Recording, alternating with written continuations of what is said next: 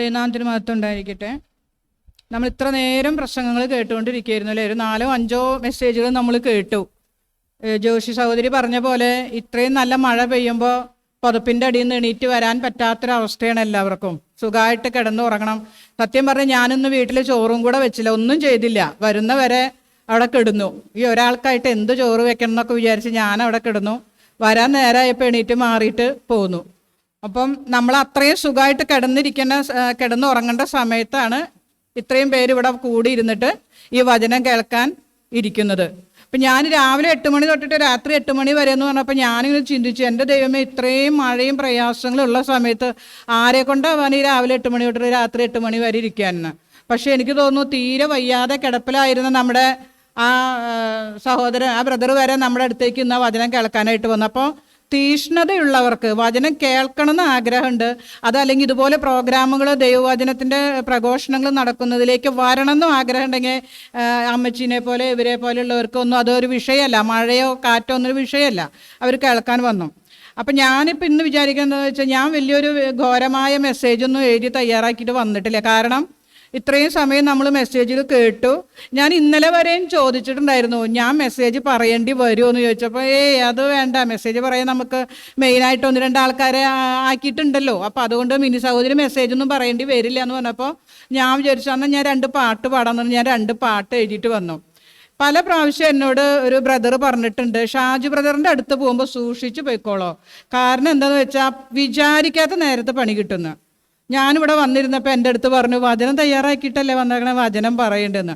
പറ്റില്ല എന്ന് എനിക്ക് പറയാൻ പറ്റില്ല. കാരണം എന്താണെന്ന് വെച്ചാൽ ഇത്രയും നാൾ നമ്മൾ ജനിച്ച് വളർന്ന് വന്ന ക്രിസ്തീയ മതത്തിൽ വന്ന ഒരാൾക്ക് ഒരു അരമണിക്കൂർ നേരം വചനം പറയാൻ പറ്റുമെന്ന് വെച്ചാൽ പറ്റില്ല എന്ന് പറഞ്ഞ ദൈവത്തിൻ്റെ നടി കിട്ടുന്നുള്ള കാര്യം ഉറപ്പാണ്. അപ്പം ഞാനിങ്ങനെ ഇരുന്ന് ഇത്ര നേരം ചിന്തിക്കുകയായിരുന്നു, എൻ്റെ ദൈവമേ, ഞാൻ അവിടെ എന്താണ് പറയേണ്ടത്? ഞാൻ ചോദിച്ചിട്ട് പോലും വചനം പറയാൻ ആൾക്കാരെ ആക്കിയിട്ടുണ്ടെന്നൊക്കെ പറഞ്ഞപ്പോൾ ഞാൻ ഒന്നും തയ്യാറാക്കാതെയാണല്ലോ ദൈവമേ വന്നു കൊടുക്കണേ. അപ്പോൾ എന്ത് ഞാൻ പറയാം. അപ്പോൾ ഇന്നലെ രാത്രി ഞാൻ അങ്ങനെ കിടന്ന് ചിന്തിച്ചപ്പോൾ എനിക്ക് തോന്നി, 9ാമത്തെ വർഷമാണല്ലോ ഈ വാർഷികം ആഘോഷിക്കണേ. ഇതിനെ പറ്റിയിട്ട് ആരും ഇവിടെ ഒന്നും പറഞ്ഞിട്ടില്ല ഇത്രയും സമയം. ഈ കഴിഞ്ഞ 9 വർഷത്തോളം ഈ വനിതാ വിങ്ങിൻ്റെ ഒരു പ്രവർത്തനം ഈ PPC മിഷൻ്റെ കീഴിൽ നടന്നു എന്ന് പറയുമ്പോൾ അത് വലിയൊരു കാര്യമാണ്. കാരണം ഈ 9 വർഷത്തിൻ്റെ ഉള്ളിലാണ് നമുക്ക് കൊറോണ വന്നു പോയതും വെള്ളപ്പൊക്കം വന്നതും ഒക്കെ അല്ലേ.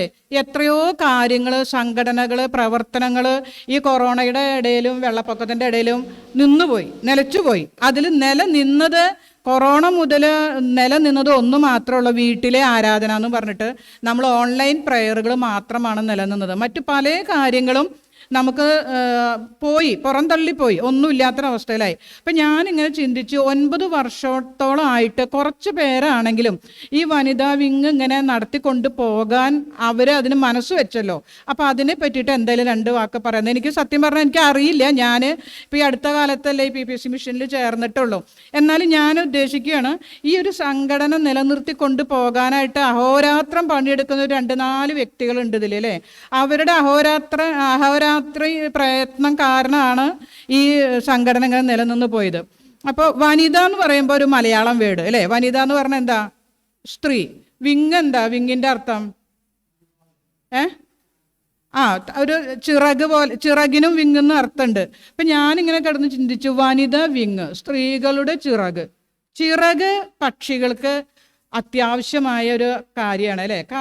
കാലുകൊണ്ട് അവർ മരച്ചില്ലയിലൊക്കെ വന്നിട്ടിരിക്കും, പക്ഷേ ചിറകുണ്ടെങ്കിൽ അവർക്ക് പറന്നു പോകാൻ പറ്റുള്ളൂ. പല സന്ദർഭങ്ങളിലും നമ്മുടെ കൂട്ടുകാർക്കോ അല്ലെങ്കിൽ നമ്മുടെ കുടുംബത്തിലെ ആർക്കെങ്കിലോ നല്ല ഹൈ ലെവലിൽ ജീവിച്ചു വന്നു, അത് പഠനത്തിലാവട്ടെ, കുടുംബജീവിതത്തിലാവട്ടെ, പ്രവൃത്തി കൊണ്ടാവട്ടെ, ഹൈ ലെവലിൽ ജീവിച്ചു വന്നുകൊണ്ടിരിക്കുന്ന ഒരു വ്യക്തിക്ക് പെട്ടെന്ന് അവരുടെ ജീവിതത്തിൽ എന്തെങ്കിലും ഒരു കോട്ടം വരുമ്പോഴേ നമ്മൾ എന്തു പറയും? നമ്മളെന്താ പറയുക? സാധാരണ രീതിയിൽ നമ്മുടെ മലയാളികളൊക്കെ പറയുന്നൊരു കാര്യമുണ്ട്. എന്താ പറയുക? ഭയങ്കര ഇപ്പം ചിറക് ഒടിഞ്ഞു പോയി അല്ലേ. അപ്പം ചിറകിനെ പലതരത്തിൽ ചിറകിനെ കൊണ്ട് നമുക്ക് ഉപയോഗിക്കാം. അപ്പം ഞാനിവിടെ ഈ വിങ്ങിനെ ചിറക് എന്നുള്ള അർത്ഥത്തിൽ എടുത്തപ്പോൾ ഞാൻ വിചാരിച്ചു, ഈ ചിറക് ഒടിഞ്ഞില്ല, പൂർവാധികം ശക്തിയോടെയാണ് വനിതകൾ ഉയർന്നു വരുന്നത്. ഈ രാവിലെ 8 മണി തൊട്ട് രാത്രി 8 മണി വരെ ഇരിക്കാൻ തയ്യാറായിട്ടുള്ള കുറച്ച് വനിതകളെങ്കിലും ഇതിൻ്റെ കൂട്ടത്തിൽ ഉണ്ടായല്ലോ. അപ്പോൾ അത് നല്ലൊരു കാര്യം. നമ്മളുടെ ഒരു സഭ വളരണമെങ്കിൽ അതിൽ സ്ത്രീകളുടെ പ്രവർത്തനം അത്യന്താപേക്ഷിതമാണ്. നമ്മൾ ബൈബിളിൽ ഇങ്ങനെ വായിച്ചു നോക്കുമ്പോൾ സ്ത്രീകളുടെ പ്രവർത്തനത്തിനെ പറ്റിയിട്ട് പൗലോസിൻ്റെ ലേഖനങ്ങളിലൊക്കെ ഇങ്ങനെ പറയുന്നുണ്ട്, സ്ത്രീകളുടെ പ്രവർത്തനത്തിനെ പറ്റിയിട്ടൊക്കെ നല്ലോണം പറയുന്നുണ്ട്. അപ്പോൾ ഒരു സഭയുടെ വളർച്ചയ്ക്ക് എപ്പോഴും സ്ത്രീകളുടെ പ്രവർത്തനം അത്യന്താപേക്ഷിതമാണ്. അങ്ങനെ ഒരു പ്രവർത്തനം ഉള്ളത് കൊണ്ട് ഈ PPC മിഷനിൽ ഞാൻ വിചാരിക്കുന്നു എന്തെല്ലാം കാര്യങ്ങൾ ഇവർ നടത്തണോ. ഇപ്പോൾ പുറത്ത് പോയിട്ടുള്ള പ്രവർത്തനങ്ങൾ ഒറീസ, മഹാരാഷ്ട്ര, മധ്യപ്രദേശ്, ഗുജറാത്ത് ഇവിടെയൊക്കെ പോകുന്നതിന് പുറമെ ഷാജി ബ്രദർ ഒരു സമയം കിട്ടിക്കഴിഞ്ഞാൽ അപ്പം അതൊന്നും ഒരു 5 മിനിറ്റ് വചനം പറയാൻ നീക്കി വയ്ക്കുക. ഞാൻ അന്വേഷിച്ചപ്പോൾ പിന്നെ ജോബ് സിസ്റ്റർ ജോലിക്ക് പോകുന്നുണ്ട്. പക്ഷെ ഞാൻ വേറൊരാളേനായിട്ട് ഇങ്ങനെ ചർച്ച ചെയ്തപ്പോൾ പറഞ്ഞു ജോലിക്ക് പോകുന്നുണ്ട്, എന്ത് ആയിക്കോട്ടെ, ഷാജി ബ്രദർ എന്ത് പറഞ്ഞാലും അത് അനുസരിച്ച് ആൾ മുന്നോട്ട് പോകാൻ തയ്യാറാണ്. അതാണ് നമ്മുടെ ഒരു സംഘടന അല്ലെങ്കിൽ ഒരു ആരാധന എന്തോ ആവട്ടെ, ഒരു 2 3 പേരെ കൂടുന്ന ആ വ്യക്തി, ആ കൂട്ടായ്മ നിലനിന്ന് പോകണമെങ്കിൽ ഒരു താഴ്മ വേണം, ഒരു വിനയം വേണം, ഒരു ഏകീകരണ മനോഭാവം വേണം. ഇപ്പോൾ ലിസ സിസ്റ്റർ എന്ന് തോന്നുന്നു വചനം പറയുമ്പോൾ അങ്ങനെ പറഞ്ഞു, ലിസ സിസ്റ്റർ തന്നെയാണ് പറഞ്ഞത്, ഭർത്താവ് പറയുന്നത് ഭാര്യ അനുസരിക്കണം, എന്നാൽ മാത്രമേ അത് നേരായ രീതിയിൽ പോകാൻ പറ്റുള്ളൂ. അതല്ലെങ്കിൽ ഭർത്താവ് ഒന്ന് പറയുക, ഭാര്യ മറ്റൊന്ന് പറയണമെങ്കിൽ ആ കുടുംബത്തിൽ കലഹമാണ് അല്ലേ. ഈ കലഹം കണ്ടിട്ടാണ് നമ്മുടെ മക്കളൊക്കെ വളർന്നു വരിക. പല കുടുംബങ്ങളിലും സംഭവിക്കുന്നൊരു കാര്യമാണ്. ഒത്തൊരുമയില്ല, സ്നേഹമില്ല, ചേർച്ചയില്ല, താഴ്മയില്ല. നമ്മുടെ ബൈബിളിൽ പല സ്ഥലത്തും താഴ്മേനെ പറ്റിയിട്ട്, വിനയത്തെ പറ്റി, സ്നേഹത്തെ പറ്റിയിട്ടൊക്കെ പറയുന്നുണ്ട്. അതൊക്കെ നമുക്ക് അറിയാം, പക്ഷേ ആരും അതിന് തയ്യാറല്ല. ഒരു താഴ്മയുടെ മനോഭാവം. ഇപ്പോൾ വനിതാ വിങ്ങിൻ്റെ കാര്യങ്ങളാണെങ്കിലും ഷാജി ബ്രദർ പറയുന്നു ഇതുപോലെ നമുക്ക് ചെയ്യാം, ഇന്ന രീതിയിൽ പോവാം, അത് പറഞ്ഞാൽ അത് അനുസരിക്കാൻ നമ്മൾ തയ്യാറാണ്. ഒരു ഹെഡ് വെയിറ്റ് ഉള്ള ഒരു വനിതയാണ് ഇതിലുള്ളതെങ്കിൽ എന്ത് പറയും, പിന്നെ ഈ 8 മണി തൊട്ട് രാത്രി 8 മണി വരെ ഇരിക്കുകയല്ലേ, ഒരു ഉച്ച വരെ എന്തെങ്കിലും ഒരു പരിപാടി നടത്തി നമുക്ക് അവസാനിപ്പിക്കാൻ ഷാജി ബ്രദർ എന്ന് തിരിച്ചൊന്ന് പറഞ്ഞാൽ അവിടെ സ്വരച്ചേർച്ച ഇല്ലാത്തൊരവസ്ഥയിലായി നമ്മൾ നടത്താൻ ഉദ്ദേശിച്ച പ്രോഗ്രാമുകൾക്കൊക്കെ വിഘ്നം തട്ടി മാനസികമായിട്ട് അങ്ങോട്ടും ഇങ്ങോട്ടും അടുപ്പില്ലാത്ത അവസ്ഥ വരും. അപ്പം താഴ്മയ്ക്കും വിനയത്തിനും നമ്മൾ എപ്പോഴും ഒരു മുന്നാക്കം നമ്മൾ വെക്കണം. എന്ന് വെച്ചാൽ താഴ്മ ഏതൊരു കാര്യത്തിനും ആരെന്ത് പറഞ്ഞോ അത് ശരിയാണെങ്കിൽ അതിനെ അംഗീകരിക്കാൻ നമ്മൾ തയ്യാറാവണം. അപ്പം അങ്ങനെ ഒരു അംഗീകാരമൊക്കെ ഉള്ളത് കൊണ്ടായിരിക്കാം ഈ 9 വർഷമായിട്ട് ഈ വനിതാ വിങ്ങിൻ്റെ പ്രവർത്തനങ്ങൾ ഇങ്ങോട്ട് നടന്നു പോയത്. അപ്പോൾ സ്ത്രീകളുടെ പ്രാധാന്യം പറയുമ്പോഴേ ബൈബിളിൽ ഉൾക്കൊള്ളുന്ന കാര്യം തന്നെയാണ്. സ്ത്രീകൾ ഒരു കുടുംബത്തിൻ്റെ വിളക്കാണെന്ന് പറയും അല്ലേ. ഒരു കുടുംബത്തിൻ്റെ വിളക്കാണ് ഒരു സ്ത്രീ. ഈ നമ്മൾ വലിയൊരു ഘോരമായ പ്രസംഗം നടത്തുന്നതിലും ഇപ്പം എല്ലാവരും ഏകദേശം ഒരു ഉറക്കത്തിൻ്റെ പക്കത്തൊക്കെയാണ് ഇരിക്കണേ. അപ്പോൾ അത് പോകാനായിട്ട് കൂടിയിട്ടാണ് ഇപ്പം ഞാൻ ഈ കോമഡി ചേർന്നിട്ട് ഈ പറയണത് കേട്ടോ. അപ്പോൾ ഒരു സ്ത്രീ ഒരു കുടുംബത്തിൻ്റെ വീടിൻ്റെ വിളക്കാണ്. സ്ത്രീനെ പറ്റിയിട്ട് വളരെ വർണ്ണനകൾ നമ്മൾ പലയിടത്തും ബുക്കുകളിലും വായിച്ചിട്ടും കേട്ടിട്ടും ഒക്കെ ഉണ്ട്. സ്ത്രീ ആരാണ്, എന്താണ്, വീടിൻ്റെ പൂമുഖവാതിൽക്കൽ വന്ന് നിൽക്കണ സ്ത്രീനെ പറ്റിയിട്ടൊക്കെ നമ്മൾ കേട്ടിട്ടുണ്ട് അല്ലേ. ഇപ്പൊ പൂമുഖവാതിൽക്കൽ എങ്ങനെ വെട്ടുകത്തിയിട്ട് നിൽക്കണേ അല്ലേ. ഇപ്പൊ ഭർത്താക്കന്മാരെ എങ്ങനെ കൊല്ലണം എന്നുള്ള രീതിയിലാണ് ഇപ്പോഴത്തെ സ്ത്രീകളുടെ നടപ്പ്. ആ സ്ത്രീകളെ പറ്റിയിട്ടല്ല കേട്ടോ ഞാൻ പറഞ്ഞേ, നല്ലൊരു കുടുംബിനിയായ ഒരു സ്ത്രീനെ പറ്റിയിട്ട്. കുടുംബിനികളല്ലാത്ത സ്ത്രീകളും നമ്മുടെ ബൈബിളിനകത്ത് ഇടം പിടിച്ച സ്ത്രീകളുണ്ട്. അപ്പോൾ ഒരു സ്ത്രീ കുടുംബത്തിൻ്റെ വിളക്കായിരിക്കണമെങ്കിൽ ഭർത്താവ് അധ്വാനിച്ചിട്ട് എന്തെങ്കിലും കൊണ്ടുവന്നാൽ അതുകൊണ്ട് മുഴുവനായിട്ടും ബ്യൂട്ടി പാർലറിലേക്ക് പോകുമല്ല ഒരു സ്ത്രീയുടെ കടമ. ആ 10 രൂപയുള്ളൂ അല്ലെങ്കിൽ 5 രൂപയുള്ളൂ, അതുകൊണ്ട് എങ്ങനെ ഈ കുടുംബം മുന്നോട്ട് കൊണ്ടുപോകാം എന്ന് ശരിയായ രീതിയിൽ കൊണ്ട് നടക്കാൻ കഴിവുള്ള ഒരു സ്ത്രീയാണ് ഉത്തമ ഭാര്യ അല്ലെങ്കിൽ ഒരു ഉത്തമ സ്ത്രീ. നമ്മുടെ കല്യാണക്കെട്ടിൻ്റെ സമയത്തൊക്കെ നമ്മളതിനെ അങ്ങനെ പഠിപ്പിക്കൂലേ, ഒരു സ്ത്രീ എന്തായിരിക്കണം എന്നൊക്കെ പഠിപ്പിക്കും. ഭർത്താവിനെ കീഴ്പ്പെട്ട് ജീവിക്കണം എന്നൊക്കെ പഠിപ്പിക്കും. പക്ഷേ ആവശ്യങ്ങൾക്ക് മാത്രമേ ഭർത്താവിന് കീഴ്പ്പെടാൻ പാടുള്ളൂ. ഭർത്താവ് എന്നും കുടിച്ചു വരികയാണ് അല്ലെങ്കിൽ കിട്ടുന്ന കാശ് നാനാവിധമാക്കി കളയുകയാണെങ്കിൽ ഭർത്താവിനെ പേടിച്ചുകൊണ്ട് നിങ്ങൾ ആ ആളെ ഉപദേശിക്കാതിരിക്കാൻ ബൈബിളിൽ പറയണില്ല. നേരായ വിധത്തിൽ അയാളെ ഉപദേശിച്ചുകൊണ്ട് അപ്പനും അമ്മയും കൂടെ എങ്ങനെ മക്കളെ വളർത്തണം, എങ്ങനെ കുടുംബം നിലനിർത്തി കൊണ്ടുപോകണം എന്നൊക്കെ നമ്മളതിനെ നന്നായിട്ട് പഠിപ്പിക്കുന്ന ക്ലാസ്സുകൾ പള്ളിക്കാരുടെ ഇടയിലൊക്കെ കല്യാണത്തിന് മുൻപ് അതിനെ പറ്റിയിട്ടൊരു ക്ലാസ് ഉണ്ടെന്ന് തോന്നുന്നു. ഒരു കുടുംബം എങ്ങനെ മുന്നോട്ട് കൊണ്ടുപോകണം, അതിപ്പോൾ ഭാര്യയുടെയും ഭർത്താവിൻ്റെ ഉത്തരവാദിത്തങ്ങൾ എന്തൊക്കെ എന്നുള്ള രീതിയിൽ ഒരു ക്ലാസ്സുകളൊക്കെ ഉണ്ട്. ഞങ്ങളുടെ സഭകളിലൊന്നും അങ്ങനെയില്ല. ഞങ്ങളുടെ സഭകളിൽ ഒരു 2 മണിക്കൂർ നമ്മൾ കല്യാണം കെട്ടാൻ വന്നിരിക്കുമ്പോൾ പ്രസംഗിക്കുക എന്നല്ലാണ്ട് അതിന് മുന്നോടിയായിട്ടൊരു ക്ലാസ് ഞങ്ങൾക്കില്ല. പക്ഷെ നമുക്ക് എല്ലാവർക്കും അറിയാലോ, ഒരു കുടുംബം മുന്നോട്ട് പോകണമെങ്കിൽ എന്തെല്ലാം കാര്യങ്ങളിൽ എവിടെയെല്ലാം നമ്മൾ ക്ഷമിക്കണം, എവിടെയെല്ലാം നമ്മൾ സഹിക്കണം, ഏതെല്ലാം വിധത്തിൽ നമ്മൾ കാര്യങ്ങൾ മുന്നോട്ട് കൊണ്ടുപോകണം. പണ്ടത്തെ കാലത്തൊക്കെ ഭക്ഷണം വിളമ്പുമ്പോൾ അമ്മമാർക്ക് ഭക്ഷണം വിളമ്പാൻ ഉണ്ടാവാറില്ല എന്ന് പറയണം. കാരണം അവർ അപ്പനും മക്കൾക്കും അല്ലെങ്കിൽ കുടുംബത്തിലുള്ള മറ്റുള്ളവർക്കൊക്കെ വിളമ്പി കഴിഞ്ഞാൽ അമ്മമാരുടെ പാത്രത്തിൽ ഉണ്ടാവാറില്ല എന്ന് പറയണം. പക്ഷേ പിന്നീട് അതൊന്നും കൂടെ പുരോഗമിച്ചപ്പോൾ അമ്മയുടെ പാത്രത്തിൽ കൂടുതൽ വരാൻ തുടങ്ങി. അതെങ്ങനെയാണ് കൂടുതൽ വരാൻ തുടങ്ങിയത്? അമ്മയ്ക്ക് ആദ്യം വിളമ്പിയിട്ടല്ല കൂടുതൽ വരണേ. 2 മക്കളുണ്ട്, അപ്പനുണ്ട്, അപ്പൻ്റെ അപ്പനും അമ്മയൊക്കെ ഉണ്ടെന്ന് ചോദിച്ചപ്പോൾ ഈ 4 ആളുടെ പ്ലേറ്റിലേക്കും നമ്മൾ ഓരോ കയ്യിൽ വിളമ്പും അല്ലേ? അവസാനം സ്നേഹമുള്ളൊരു ഭർത്താവാണെങ്കിൽ എന്ത് പറയുക, നിനക്കില്ലേ? അപ്പോൾ ഈ 4 ആളുടെ പ്ലേറ്റൊന്നും നമ്മുടെ പ്ലേറ്റിലേക്ക് കിട്ടും. അപ്പം നമുക്ക് 4 പങ്കിൻ്റെ കിട്ടിയല്ലേ? അപ്പം അമ്മമാർക്ക് ഇത്തിരി കൂടുതൽ കിട്ടും. അത് അപൂർവം ചില വീടുകളിൽ അങ്ങനെ ഉണ്ടായിട്ടുണ്ടെന്ന് പറഞ്ഞു കേൾക്കണം. സാധാരണ രീതിയിൽ അമ്മമാർ മക്കൾക്ക് വിളമ്പിയിട്ട് മക്കളോ അല്ലെങ്കിൽ ഭർത്താവോ ചോദിക്കുമോ, അമ്മയ്ക്ക് വേണ്ടേ, നിനക്ക് വേണ്ടേന്ന് വെച്ചാൽ നമ്മളെന്താ പറയുക, ഞാൻ അത് ഉണ്ടാക്കണ സമയത്തൊക്കെ കുറച്ച് കഴിച്ചാൽ, കാരണം എനിക്ക് വേണ്ട. നമ്മുടെ വയറ് കാളിയിട്ടാവും ഇരിക്കുന്നുണ്ടാവും അല്ലേ? പലപ്പോഴും നമ്മുടെ ജീവിതത്തിലൊക്കെ ഉണ്ടാവുന്ന സന്ദർഭം, പെട്ടെന്നൊരു അതിഥി നമ്മുടെ വീട്ടിലേക്ക് വന്ന് നമ്മൾ ഉണ്ടാക്കിയ ഭക്ഷണം അവർക്ക് കൊടുത്തു കഴിയുമ്പോൾ അവർ നമ്മളോടേക്ക് നിങ്ങൾ കഴിക്കണില്ലേ എന്ന് ചോദിക്കൂലേ? മര്യാദയുള്ള ഒരാളാണെങ്കിൽ നമ്മളോട് ചോദിക്കും നിങ്ങൾ കഴിക്കണില്ലേ? അപ്പോൾ നമ്മളെന്താ പറയുക, ഞങ്ങൾക്ക് കഴിക്കാമല്ലോ, അവിടെ ഉണ്ടല്ലോ. ഒരു പക്ഷേ ഒന്നും ഉണ്ടായിരിക്കില്ല. പക്ഷേ ആ വന്നവൻ്റെ മനസ്സിനെ തൃപ്തിയാക്കി വിടാൻ കഴിവ് ഒരു അമ്മയ്ക്കുണ്ടെങ്കിൽ അതാണ് ഒരു ഉത്തമ സ്ത്രീ. അപ്പോൾ പല തരത്തിൽ നമ്മൾ ഓരോ കാര്യങ്ങളും ഇങ്ങനെ എടുത്തെടുത്ത് വരുമ്പോൾ ഒരു ഉത്തമ സ്ത്രീ ചെയ്യേണ്ട കാര്യങ്ങൾ എന്തൊക്കെയാണെന്ന് നമുക്ക് ബൈബിളിലൂടെ അല്ലെങ്കിൽ നമ്മുടെ പഠന കാര്യങ്ങളിലൂടെ ഒക്കെ നമുക്ക് മനസ്സിലാക്കാൻ പറ്റും. അപ്പോൾ ഇവിടെ ഈ വനിതാ വിങ് ഇങ്ങനെ നടത്തിക്കൊണ്ട് പോകുന്നത് കൊണ്ട് തന്നെ, പക്ഷേ എനിക്ക് ഒരു ദയനീയമായൊരു സങ്കടം എനിക്കുള്ളത് എന്താണെന്ന് വെച്ചാൽ, നമ്മൾ ബൈബിൾ സ്റ്റഡി തുടങ്ങിയിട്ട് കഴിഞ്ഞ ആഴ്ച ഷാജി ബ്രദർ കഴിഞ്ഞ ആഴ്ച എന്നോട് പറഞ്ഞു, മിനി സഹോദരി എല്ലാവരെയും ഒന്ന് വിളിക്കണം, ഒന്ന് ഓർമ്മിപ്പിക്കണം. പക്ഷേ എനിക്ക് സത്യം പറഞ്ഞാൽ അത് കേൾക്കുമ്പോൾ എനിക്ക് ഒരു സങ്കടം തോന്നുന്നു. ദൈവമേ, ഈ ഷാജി ബ്രദർക്ക് മനസ്സിലാവണില്ല, ഇവരൊന്നും കയറണില്ല എന്ന്, പിന്നെ എന്തിനാ വിളിക്കാൻ പറയണേ? പക്ഷെ ആ വാക്ക് അനുസരിക്കുന്നത് എൻ്റെ ഒരു ആവശ്യമാണല്ലോ, എൻ്റെ ഒരു കടമയാണല്ലോ. അപ്പം ഞാൻ എന്ത് ചെയ്യും, ഞാൻ വിളിച്ചിട്ട് ഒരു വ്യക്തിയോട് ഞാൻ പറയും, ഇനി ഞാൻ നിന്നെ വിളിക്കില്ല കേട്ടാ, കുറേ പ്രാവശ്യം വിളിക്കണോ, നിനക്ക് ആവശ്യമുണ്ടെങ്കിൽ നീ കയറുക, അതല്ലെങ്കിൽ. അപ്പം എന്നോട് പറഞ്ഞു, അയ്യോ ഞാൻ മറന്നു പോയതാടി, ഞാൻ മറന്നു. അപ്പം ഞാൻ പറഞ്ഞു, ഇതുപോലെ നിനക്ക് ദൈവം ചെയ്യാൻ ഉദ്ദേശിക്കുന്ന കാര്യങ്ങളുണ്ടല്ലോ, നിന്റെ അടുത്തെത്തുമ്പോൾ ദൈവം ചിലപ്പോൾ അത് മറക്കും. കാരണം എന്താണെന്ന് വെച്ചാൽ അതിനേക്കാൾ ആവശ്യക്കാരെ ദൈവത്തിന് മുൻപാകെ കരഞ്ഞുകൊണ്ടിരിക്കുക, ദൈവം ഇത് നടത്തി തരണേ എന്ന് കരഞ്ഞുകൊണ്ടിരിക്കുക. അപ്പോൾ ദൈവം വിചാരിക്കുക, അന്ന് ഇവൾക്ക് നടത്തട്ടെ, നീ മറക്കുകയല്ലേ, അപ്പം നിന്റെ കാര്യത്തിന് ഇത്തിരി മറവി ദൈവം നടത്തൂട്ടോ എന്ന് പറഞ്ഞു. അപ്പം അതുകൊണ്ട് കഴിഞ്ഞ ദിവസം കയറി. അപ്പം ഞാൻ പറയണതെന്ന് വെച്ചാൽ, ഈ വനിതാ വിങ്ങരെ ഇത്രയും പേരുണ്ട്. നമ്മൾ വെള്ളിയാഴ്ച പ്രാർത്ഥന ഈ ഗൂഗിൾ മീറ്റ് വെക്കുമ്പോൾ എത്ര പേര് കയറുന്നുണ്ട്? ഒരു 10-20 പേരെങ്കിലും ഇന്നലെയും കയറിയിട്ടുണ്ടായിരുന്നു എനിക്ക് തോന്നണം. എത്ര ആക്റ്റീവായിട്ട് പാടുന്നു, പ്രാർത്ഥിക്കുന്നു, വചനം പറയുന്നു, ഇതൊക്കെ ചെയ്യുന്നുണ്ട്. പക്ഷേ ബൈബിൾ സ്റ്റഡി എന്ന് പറഞ്ഞാൽ എല്ലാവർക്കും ഒരു അലർജിയാണ്. വചനത്തെ നന്നായിട്ട് കയ്യിലെടുക്കുന്നവർ പോലും ബൈബിൾ സ്റ്റഡിക്ക് കയറുന്നില്ല. ഒരാളോട് ചോദിച്ചപ്പോൾ പറഞ്ഞു, ഇതിൻ്റെ അവസാനം ഒരു എക്സാം നടത്തുമല്ലോ, ഒരു പരീക്ഷ നടത്തുമല്ലോ, അതിൽ ചിലപ്പോൾ എഴുതാനൊന്നും കിട്ടില്ല, അതുകൊണ്ടാണ് ചേരാത്തത്. അപ്പം ഞാൻ വിചാരിച്ചാൽ ശരിയായിരിക്കും, പരീക്ഷ നടത്തുമ്പോൾ ഒന്നും എഴുതാൻ കിട്ടാത്ത കാരണം കൊണ്ടായിരിക്കും പഠിക്കാനിരിക്കാത്തത്. പക്ഷെ ഞാൻ പറയുന്നു, പരീക്ഷയല്ല അവിടെ മുഖ്യ വിഷയം. നമ്മൾ വചനത്തിൻ്റെ ആഴങ്ങളിലേക്ക് ചെന്നപ്പോൾ, ഞാൻ ജനിച്ചതും വളർന്നതും ഒക്കെ ഈ കൂട്ടായ്മയിൽ തന്നെയാണെങ്കിലും ഇപ്പം എനിക്ക് തോന്നുന്നു, ഇപ്പം നമ്മൾ ഈ സുവിശേഷങ്ങളെക്കുറിച്ച് പഠിക്കുമ്പോൾ അല്ലെങ്കിൽ ദൈവത്തിൻ്റെ ഉപദേശങ്ങളും ആ ചട്ടങ്ങളും അതൊക്കെ പഠിക്കുമ്പോൾ നമ്മളറിയാത്ത എത്രയോ കാര്യങ്ങൾ അതിലുണ്ട്. നമ്മൾ എന്താ പറയുക, മത്തായിക്ക് എഴുതിയ സുവിശേഷം, മത്തായിക്കല്ല സുവിശേഷം എഴുതിയത്, മത്തായിയാണ് സുവിശേഷം എഴുതിയത്. നമ്മളെന്താ പറയാറ്, മർക്കോസിന് എഴുതിയ സുവിശേഷം, യോഹന്നാന് എഴുതിയ സുവിശേഷം.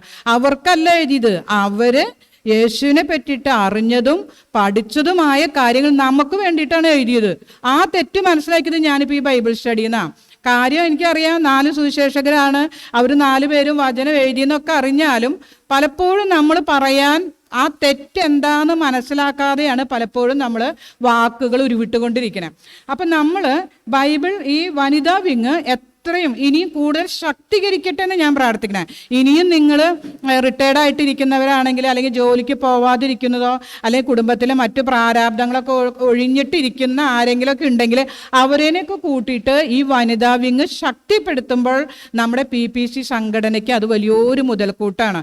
അതൊരിക്കലും ആരും ഇതുവരെ ചിന്തിക്കില്ല, വനിതാ മീറ്റിംഗ് അല്ലേ, അത് അവരൊരു 4-5 ആൾക്കാർ വേറെ പണിയില്ലാത്തവരൊക്കെ ഉണ്ട്. പക്ഷെ ഷാജി ബ്രദറിനെ എൻ്റെ ചെവിയാലെ ഞാൻ പലരും പറയണത് കേട്ടിട്ടുണ്ട്, അയാൾക്ക് വേറെ പണിയൊന്നുമില്ല, കാര്യമില്ലെന്ന്, ഇത് തന്നെ അങ്ങവരുടെ പണിയെന്ന് പലരും പറഞ്ഞു കേട്ടിട്ടുണ്ട്. പക്ഷേ അതിൻ്റെ പ്രതിഫലം ആരാ തരണം? നമ്മൾ ഓരോരുത്തരും അല്ല പ്രതിഫലം കൊടുക്കുന്നത്.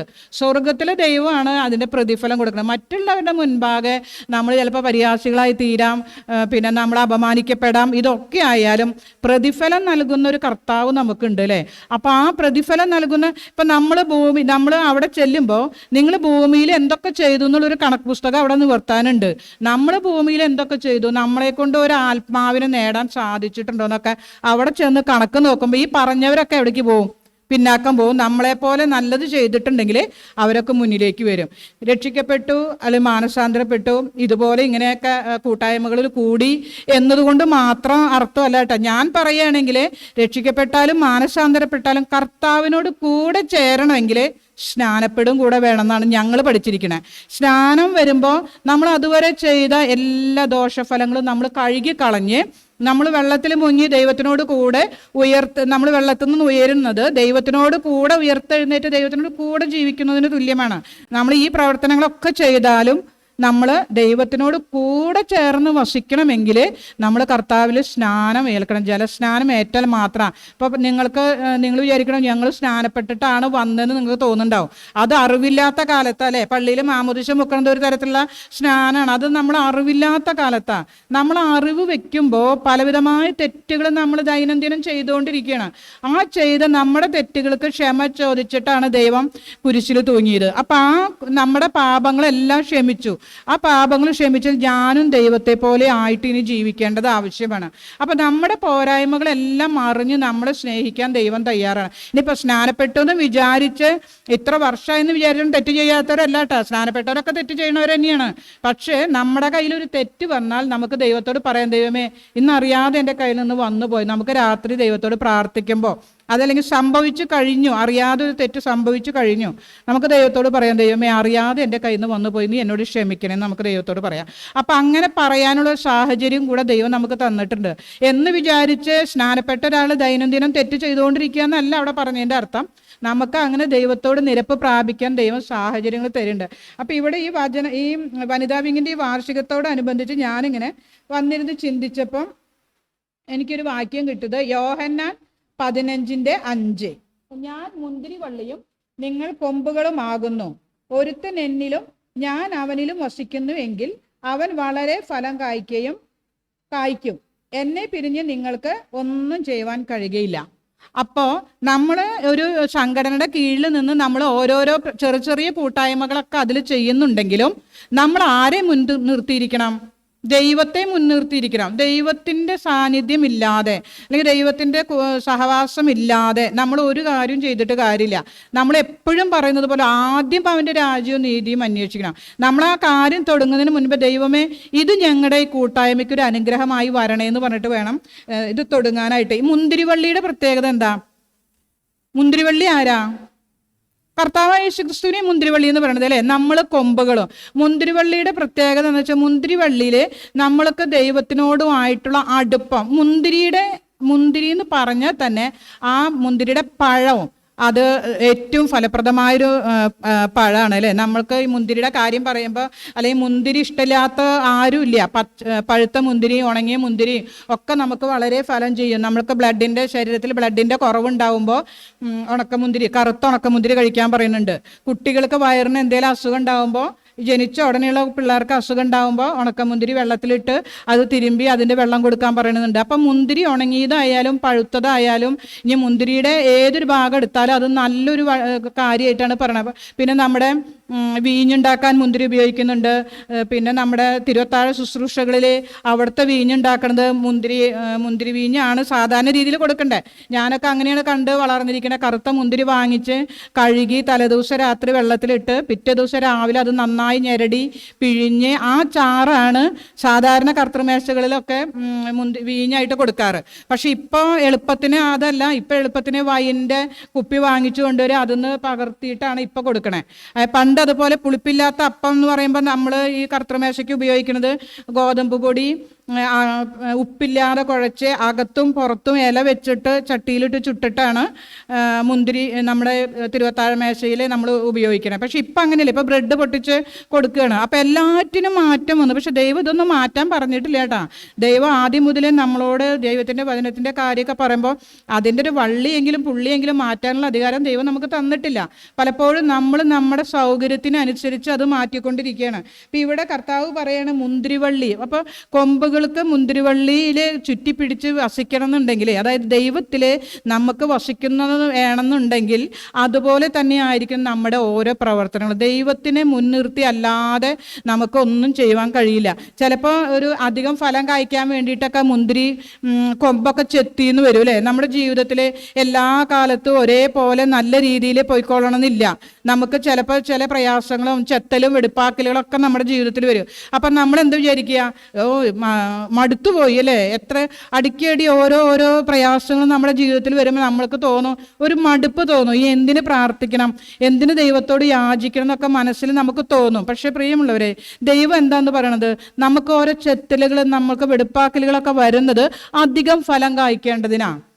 അതായത് ഇപ്പോൾ മുന്തിരിവള്ളി ഇപ്പോൾ ചെത്തി നമ്മൾ ഓരോ വർഷം, ഇപ്പോൾ നമ്മൾ ഓരോ ചെടികൾ നമ്മൾ ചെയ്യാറുണ്ടല്ലോ, ഒരു വർഷം കഴിയുമ്പോൾ ആ കായ്ച്ച കൊമ്പിനെ നമ്മൾ വെട്ടിക്കളയല്ലേ. പൂക്കളൊക്കെ അങ്ങനെയല്ലേ. ഇപ്പോൾ റോസാപ്പൂവൊക്കെ നമുക്ക് ഇഷ്ടമില്ലാത്തവരാരുമില്ല. റോസാപ്പൂവ് നമ്മൾ എന്ത് ചെയ്യും, ഒരു കൊല പൂവുണ്ടായി കഴിഞ്ഞാൽ അത് അവിടെ വെട്ടിക്കഴിയുമ്പോൾ എന്താ അതിൻ്റെ ഗുണം, അത് ചെത്തിക്കളഞ്ഞാൽ കുറേ മുകുളങ്ങൾ അതിന്ന് വരൂലേ. അപ്പോൾ കുറേ പൂക്കൾ കിട്ടും. അപ്പോൾ നമ്മുടെ ജീവിതത്തിലും ഒരു ചെത്തലുകളും വെടുപ്പാക്കലുകളും വരുമ്പോൾ അത് ദോഷത്തിനായിട്ടാണെന്ന് നമ്മൾ ഒരിക്കലും ചിന്തിക്കരുത്. അത് നല്ലതിനാണ്. ഇപ്പോൾ പിന്നെ പ്രിയ സിസ്റ്റർ പറഞ്ഞ പോലെ വളരെ പ്രയാസഘട്ടത്തിലൂടെ അവരുടെ പപ്പ കടന്നുപോയി. പക്ഷേ ഞാൻ അന്ന് കണ്ടപ്പോഴും എനിക്ക് തോന്നി, അയ്യോ, പിന്നെ ഇന്നിപ്പോൾ വന്നപ്പോൾ ഞാൻ ചിന്തിക്കുകയാണ്, അന്ന് അവിടെ കണ്ട അവസ്ഥയിൽ നിന്ന് എത്രയോ മാറ്റം ദൈവം കൊടുത്തു അല്ലേ, ആരോഗ്യം കൊടുത്തു. അത് ഒരു പക്ഷേ അവരുടെ മനസ്സിൽ തോന്നാം, ഇത്രയൊക്കെ ദൈവത്തിന് വേണ്ടി പ്രവർത്തിച്ചിട്ട് ഇപ്പം ഞങ്ങൾക്ക് ഇങ്ങനെ ഒരു അവസ്ഥ വന്നില്ല. ഞങ്ങൾ രണ്ടുപേരും താമസിക്കുന്ന വീട്ടിൽ ഇങ്ങനെ ഒരു അവസ്ഥ ഒരാൾക്ക് വരുമ്പോൾ, മറ്റാളും പ്രായമായ ആൾ, അപ്പം മനസ്സിന് പലവിധമായ ചിന്തകൾ വരുമ്പോൾ ഇന്നിപ്പോൾ ഇങ്ങനെ ഒരു ക്ഷണം സ്വീകരിച്ച് അവർക്ക് വരേണ്ട കാര്യമില്ല അല്ലേ. അവരെന്ത് വിചാരിക്കും, ഇത്ര ആരോഗ്യത്തോടെ പ്രവർത്തിച്ചിരുന്ന ഞങ്ങളേനെ ദൈവം ഇങ്ങനെ ഒരു അവസ്ഥയിലേക്ക് എത്തിച്ചു. അപ്പം മടി പിടിച്ച് വീട്ടിലിരിക്കാൻ തോന്നും. പക്ഷേ അവരെന്ത് ചെയ്തു, ഉള്ള ആരോഗ്യത്തിൽ അവർ വന്നു, ആ വചനം കേൾക്കാൻ അവർ തയ്യാറായി, അതിൽ പങ്കെടുക്കാൻ അവർ അതാണ് ദൈവം മാനിക്കുന്നത്. നമുക്ക് നമ്മുടെ ജീവിതത്തിൽ ഓരോ ചെത്തലുകൾ വരുമ്പോൾ അതോടെ നമ്മളെ കളയാനല്ല അത് ചെയ്യണേ, നമ്മൾ കൂടുതൽ ഫലം കായ്ക്കുന്നതിന് വേണ്ടിയിട്ടാണ്. ഇപ്പോൾ ഒരു ചെടിയുടെ ഒരു വള്ളിക്ക് ഒരു ഉണക്കം വന്നു, ഒരു ചെറിയൊരു പിന്നെ കൊമ്പ്, അധികം ഫലം കായ്ക്കാത്ത കൊമ്പുകളൊക്കെ വെട്ടി തീയിലിടും, അത് വെന്ത് പോകുന്നൊക്കെ ഇതിൽ പറയുന്നുണ്ട്. എനിക്ക് തോന്നുന്നു ഈ വെന്ത് പോകുന്നതിൻ്റെ മുൻപിൽ കുറച്ച് അവസ്ഥകളുണ്ടാവും. എന്തോ അവസ്ഥകളുണ്ടാവുക, എപ്പോഴാണ് നമ്മളൊരു ചെടി വെട്ടി തീയിലേക്ക് ഇടുക, ഏറ്റവും ആദ്യം അതിനൊരു വാട്ടം വരും അല്ലേ, ഒരു ചെറിയ വാട്ടം വരും. വാടിയതിന് ശേഷമാണ് അത് വാടിയതിന് ശേഷമായിരിക്കും നമ്മളത്, ഇത് കേട് വന്നു, ഇത് വാടിപ്പോയി, ഇനി ഇതിന് കാര്യമില്ല എന്ന് പറയുമ്പോൾ നമ്മളത് വെട്ടിക്കളയും. വെട്ടിയിട്ട് പച്ചക്കാണോ തീയിലിടണേ, അതിന് ഉണക്കം സംഭവിക്കും. ഉണങ്ങി വന്നിട്ട് പിന്നെ നമ്മൾ തീയിലിട്ട് ചുടണേ. അപ്പോൾ ഈ തീയിലിട്ട് ശോധന കഴിക്കുന്നതിന് മുൻപ്, തീയിലൂടെ ശോധന കഴിക്കുന്ന അവസ്ഥകളൊക്കെ നമ്മുടെ ജീവിതത്തിൽ ഉണ്ടാവാറുണ്ട്. ഈ തീയിലൂടെ കടത്തി വിടുന്നതിന് മുൻപേ ഒരു വാടലും ഒരു ചെത്തലും ഒരു ഉണക്കവും ഒക്കെ നമ്മുടെ ജീവിതത്തിലുണ്ടാവും. പലവിധമായ ശോധനകളിലൂടെ കടന്ന് അവസാനമാണ് തീയിലൂടെ. അപ്പോൾ ഒരു ചെറിയൊരു വാട്ടം വന്നു, നമ്മൾ വീണ് പോയില്ല. അപ്പോൾ ദൈവം വിചാരിക്കും, ക്ഷീണിക്കാതെ എൻ്റെ ദൈവസന്നിധിയിൽ തന്നെ ഉറച്ചു നിൽക്കുന്നു. ആ വാടൽ കഴിയുമ്പോൾ പിന്നെ ആ കൊമ്പിനെ വെട്ടുമെന്ന് പറഞ്ഞാൽ അതിനേക്കാളും വലിയൊരു ശോധന നമുക്ക് വന്നു. ഏതൊരു ശോധന വന്നാലും ദൈവസന്നിധിയിൽ നിന്ന് വിട്ടുമാറുന്നില്ല എന്ന് കാണുമ്പോൾ പിശാചു അതിൻ്റെ ഇടയിൽ കൂടെ പ്രവർത്തിക്കും. അപ്പം എന്ത് വിചാരിക്കും, അത് ഇനി വേസ്റ്റിലേക്ക് ഇട്ട് കഴിഞ്ഞ് അത് ഉണങ്ങുമ്പോൾ അടുത്തതാണ് തീയിലൂടെ. ഈ ഏറ്റവും നല്ല സ്വർണം നമുക്ക് കിട്ടണമെങ്കിൽ ആ സ്വർണം വെള്ളത്തിലിട്ടോ പൈപ്പിൻ്റെ ചുവട്ടിലിട്ടോ കഴുകിയിട്ടാണോ ശുദ്ധീകരിക്കുന്നത്? അല്ല, തീയിലൂടെ അല്ലേ, എത്രയോ സമയം തീ കണലിൻ്റെ ഉള്ളിലിട്ട് അത് പിന്നെ ഉരുക്കി ഊതി വെളുപ്പിച്ചിട്ടാണ് സ്വർണത്തിനെ നല്ലതാക്കി എടുക്കണേ. അപ്പം നമ്മുടെ ജീവിതത്തിലും ഇതുപോലെ കുറേ ശോധനകൾ വരും, തീയിലൂടെ കടന്നു പോകേണ്ട അവസ്ഥകളൊക്കെ വരും. അപ്പോൾ ആ അവസ്ഥകളിലൊക്കെ നമ്മൾ അതിജീവിക്കണമെങ്കിൽ നമ്മൾ എന്ത് ചെയ്യണം? ക്ഷമിക്കാനും സഹിക്കാനും ദൈവസന്നിധിയിൽ കണ്ണുനീരോടെ പ്രാർത്ഥിക്കാനും തയ്യാറാവണം. ദൈവസന്നിധിയിൽ നമ്മൾ കണ്ണുനീരോടെ പ്രാർത്ഥിച്ചാൽ അതിനൊരിക്കലും നമുക്ക് ഫലം കിട്ടാതെ പോവില്ല. ഇപ്പോൾ എൻ്റെ ജീവിതത്തിൽ തന്നെ ഞാൻ എൻ്റെ കല്യാണത്തിൻ്റെ 8 വർഷം മുന്നേ പ്രാർത്ഥിച്ചൊരു വിഷയം ഉണ്ടായിരുന്നു. കല്യാണത്തിന് 8 വർഷങ്ങൾക്ക് മുന്നേ പ്രാർത്ഥിച്ചൊരു വിഷയം ഉണ്ടായിരുന്നു. ആ കല്യാണത്തിൻ്റെ അന്നും അതിൻ്റെ ദിവസങ്ങളിലൊക്കെ ഞാൻ ചിന്തിച്ചു, ദൈവമേ ഇതുവരെ എൻ്റെ പ്രാർത്ഥനയ്ക്ക് ഒരു മാറ്റവും കണ്ടില്ല. അപ്പം ഇത്രയൊന്നും വിശ്വാസത്തിലല്ല, ലോകത്തിൻ്റെ ചിന്തകളിലൊക്കെ പെട്ട് പഠിപ്പും ജോലിയൊക്കെ ആയിട്ട് അങ്ങനെ നടക്കുന്ന സമയമാണെങ്കിലും ഞാനിത് പ്രാർത്ഥിക്കുക, ഈ വിഷയം ഞാൻ അങ്ങനെ ദൈവത്തോട് പ്രാർത്ഥിക്കാറുണ്ടായിരുന്നു. ദൈവമേ ഇത് ഇങ്ങനൊരു അവസ്ഥയിലൂടെ എന്നെ എത്തിക്കണമെന്ന് ഞാൻ പ്രാർത്ഥിക്കാറുണ്ടായിരുന്നു. പക്ഷേ 8 വർഷം കല്യാണത്തിന് മുൻപ് പ്രാർത്ഥിച്ചിട്ടും ഒരു ഫലം കണ്ടില്ല. കല്യാണം കഴിഞ്ഞിപ്പോൾ 30-31 വർഷമായി. ഇതുവരെയും ആ പ്രാർത്ഥിച്ച വിഷയത്തിന് ഒരു ഫലം കണ്ടില്ല. അപ്പോൾ ഒരു 1-2 വർഷങ്ങൾക്ക് മുൻപേ ഒക്കെ ഇങ്ങനെ ഓരോ മെസ്സേജുകൾ കേൾക്കുമ്പോൾ ഞാൻ പിന്നെ ഓരോ മെസ്സേജിൽ പാസ്റ്റർമാരിങ്ങനെ പറയും, നിങ്ങൾ മടുത്തു പോകാതെ പ്രാർത്ഥിപ്പിൻ, ഇടവിടാതെ സ്തോത്രം ചെയ്യും എന്നൊക്കെ ഇങ്ങനെ പറയുമ്പോൾ ഞാൻ ചിന്തിക്കുക, എൻ്റെ ദൈവമേ ഞാൻ അങ്ങനെ കണക്കൂട്ട് ആ 8ഉം ഇപ്പോൾ ഒരു 28-29 വർഷമായി. അപ്പോൾ എത്ര വർഷമായി ദൈവമേ ഞാൻ പ്രാർത്ഥിക്കാൻ തുടങ്ങിയിട്ട്? ഇത്ര വർഷമായിട്ടും ഇത്രയും ലോങ്ങായിട്ട് പ്രാർത്ഥിച്ചിട്ട് വിഷയം കിട്ടാത്ത മറുപടി കിട്ടാത്തൊരു വിഷയം ബൈബിളിലില്ല. 38 വർഷം വരെയാണ് ഇപ്പോൾ അവസാനത്തെ വർഷം. ഞാനിപ്പോൾ ലിസസ്റ്റർ മറ്റേ ശലോമിസ്റ്ററാണ് 38 വർഷത്തിൻ്റെ കാര്യം പറഞ്ഞത്, ബെഥസ്ദ കുളത്തിൻ്റെ കാര്യം പറഞ്ഞത്. 38 വർഷമായിട്ടും പിന്നെ മോക്ഷം കിട്ടണം വിടുതൽ പ്രാപിക്കണം എന്നൊക്കെ വിചാരിച്ചുകൊണ്ട് ഇരുന്നിട്ടും വിടുതൽ കിട്ടാതെ ഇരുന്ന ആ ആൾക്ക് ഒരു സുപ്രഭാതത്തിൽ വിടുതൽ കിട്ടിയില്ലേ? അപ്പം ഞാൻ ആലോചിക്കുക, ഇത്രയും നീണ്ട വർഷം 38 വർഷമായിരുന്നു. പക്ഷേ 38 വർഷം എത്തുന്നതിന് മുൻപ് എനിക്ക് പ്രാർത്ഥന അവസാനിപ്പിക്കേണ്ടി വന്നു. അപ്പം ഞാൻ എന്നിങ്ങനെ വിചാരിക്കുക, 12 വർഷത്തിൻ്റെ ഒരു കഥ ഇതിൽ പറയുന്നുണ്ടല്ലോ, ഞാൻ പറയാം. പിന്നെ ഒരു 18 വർഷം, ഇങ്ങനെ ഓരോ വർഷങ്ങളും 12 കഴിഞ്ഞു, 18 കഴിഞ്ഞു, 30ലേക്ക് എത്തി. ഇതുവരെ ദൈവം എൻ്റെ പ്രാർത്ഥനയ്ക്ക് മറുപടി തന്നില്ല. പക്ഷേ 38 വർഷം വെയിറ്റ് ചെയ്യാൻ ദൈവം അനുവദിച്ചതുമില്ല. അതിന് മുൻപേ ആ പ്രാർത്ഥന അവിടെ ക്ലോസ് ചെയ്യേണ്ടി വന്നു. അപ്പം ഞാൻ ഇന്നലെ പെട്ടെന്ന് ഞാൻ വീട്ടിൻ്റെ അകത്തേക്ക് ഇങ്ങനെ കയറി വീട്ടിലേക്ക് ഇങ്ങനെ വന്നപ്പോൾ ഞാനിങ്ങനെ ചിന്തിച്ചു, ഭയങ്കരമായൊരു വിഷമം എൻ്റെ മനസ്സിൽ വന്നു. ദൈവം ഇത്ര വർഷം ഞാൻ പ്രാർത്ഥിച്ചിട്ടും നീ എൻ്റെ പ്രാർത്ഥനയെ മാനിച്ചില്ലല്ലോ, പിന്നെ എന്തിനും ഞാൻ ദൈവസന്നിധിയിൽ ഇങ്ങനെ കിടന്ന് ഒരു പിശാച് പെട്ടെന്ന് എൻ്റെ തലയിലേക്ക് അങ്ങനെ കൊണ്ടുവന്നു. അത് വരുമ്പോൾ എനിക്ക് പെട്ടെന്ന് തലകറക്കാണോ എന്താണോ എനിക്കറിയാൻ പറ്റുന്നില്ല. അപ്പം ഞാൻ അവിടെ എൻ്റെ കൂടെയുള്ള സ്ത്രീയോട് പറഞ്ഞു, ഞാൻ പെട്ടെന്നൊരു വിഷയം ഓർത്തു, എനിക്ക് വല്ലാത്തൊരു ഭാരമുണ്ട്. അപ്പോൾ ഇന്ന് രാത്രി ഞാൻ ഉറങ്ങില്ല, തലകറക്കത്തിൻ്റെ ഗുളിക ഞാൻ എടുത്ത് കഴിക്കട്ടെ എന്ന് പറഞ്ഞപ്പോൾ ആ ചേച്ചിനോട് പറഞ്ഞത്, മിനേച്ചി വേഗം തലകറക്കത്തിൻ്റെ ഗുളിക എടുത്ത് കഴിക്കുക. തലകറക്കത്തിൻ്റെ ഗുളിക എടുത്ത് കഴിക്കാൻ നോക്കിയപ്പോൾ 2 തലകറക്കത്തിന് 2 ഗുളികകളും ഇല്ല. അപ്പം ഞാൻ പറഞ്ഞു, അയ്യോ 2 ഗുളികകളും ഇല്ല, ഇനിയിപ്പോൾ ഞാൻ എന്ത് ചെയ്യും? പക്ഷേ ദൈവം എനിക്കൊരു ബുദ്ധിമുട്ടും വരുത്തിയില്ല കേട്ടോ. ഞാനൊരു സാധാരണത്തേക്കാൾ നന്നായിട്ട് രാത്രി ഉറങ്ങി. പക്ഷെ ഞാൻ ദൈവത്തിനോട് പലതവണ അത് ചോദിച്ചു, ഇത്ര വർഷം ഞാൻ പ്രാർത്ഥിച്ചിട്ടും നീ എനിക്ക് മറുപടി തന്നില്ലല്ലോ ദൈവമേ. ബൈബിളിൽ പോലും അങ്ങനെ ഒരു കാര്യം പറഞ്ഞു, ഇത്ര വർഷം പ്രാർത്ഥിച്ചിട്ടും മറുപടി കൊടുക്കാത്തൊരു വിഷയം ബൈബിളിലില്ല. പക്ഷെ എൻ്റെ ജീവിതത്തിൽ ദൈവം അങ്ങനെ ഒരു വിഷയം വെച്ചു. ഇന്നും എനിക്ക് വേദനയുണ്ട്, വിഷമമുണ്ട്. പക്ഷേ ദൈവത്തിൻ്റെ ഉദ്ദേശം അങ്ങനെ ആയിരിക്കുമെന്ന് വിചാരിച്ച് ഞാൻ ആശ്വസിക്കുകയാണ്. അപ്പം നമ്മൾ ദൈവത്തിൻ്റെ സന്നിധിയിൽ ചെത്തലുകളോ വെടുപ്പാക്കലുകളോ ഒക്കെ വരുമ്പോൾ അത് നമ്മുടെ നല്ലതിനായിട്ട് നമ്മൾ ചിന്തിക്കണം. ഇപ്പോൾ എനിക്ക് ഫ്രീഡം ഉണ്ട്, നമുക്ക് എത്ര വേണമെങ്കിലും വചനം പറയാം, എവിടെ വേണമെങ്കിലും വചനം പറയാൻ പോകാം. നമ്മുടെ കുടുംബക്കാരുടെ ഇടയിൽ നിന്നാണ് പലപ്പോഴും പരിഹാസവും നിന്ദയും. ഒരു വിഷയം എന്തെങ്കിലും ഒരു കാര്യം പറയുമ്പോൾ, നീ ബൈബിൾ പ്രസംഗിക്കാൻ നടക്കണതല്ലേ, എന്നിട്ടിപ്പോൾ നീ ഇങ്ങനെ പറഞ്ഞ്, നമുക്ക് ഒരു വാക്ക് പോലും മിണ്ടാൻ പറ്റാത്തൊരു അവസരത്തിലേക്ക് നമ്മൾ പോയിക്കൊണ്ട്, ഒരു ചെറിയ വിഷയം വരുമ്പോഴും നമ്മൾ മനുഷ്യരാണ്. പിന്നെ നമ്മുടെ കുടുംബത്തിൽ വേറെ ആരും സംസാരിക്കാനില്ല. പലപ്പോഴും പല കാര്യങ്ങളും നമ്മൾ തന്നെ സംസാരിക്കേണ്ടി വരും. ഈ സന്ദർഭത്തിലൊക്കെ നമ്മൾ എന്തെങ്കിലും പറഞ്ഞു പോയി അപ്പം ചോദിക്കുമോ, നീ ബൈബിൾ പ്രസംഗിക്കാൻ നടക്കില്ല, എന്നിട്ട് നീ ഇങ്ങനെ ചെയ്തോ?